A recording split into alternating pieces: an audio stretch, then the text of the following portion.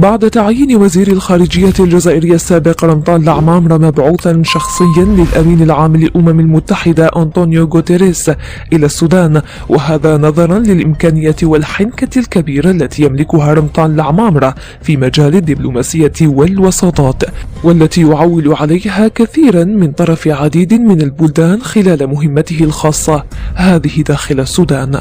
إلا بلد واحد الذي جن جنونه من هذا التعيين، وهو دولة الإمارات التي رفضت وبشدة هذا التعيين الذي تعتبره إفشالا واضحا لمصالحها ومخططاتها الخبيثة التي يعرفها الجميع، حيث أكدت اليوم تقارير جزائرية أن حكام الإمارات قدموا اعتراضا قويا للأمين العام للأمم المتحدة على هذا التعيين،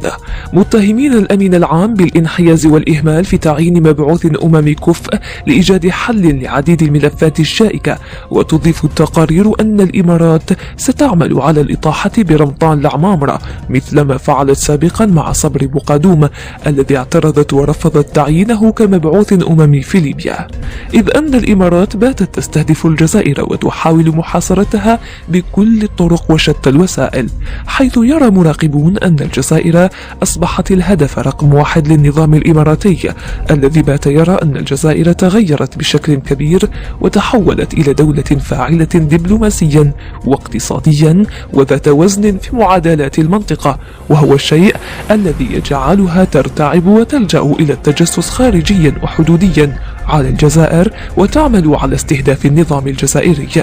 واستخدام أذرعها في الهيئات الرسمية العالمية للإطاحة بكل ما هو جزائري مثل ما تريد فعله الآن مع رمضان العمامرة، غير أن السلطات الجزائرية قد لوحت سابقا باللجوء إلى قطع العلاقات في حال استمرار هذا الهجوم الإماراتي على الجزائر.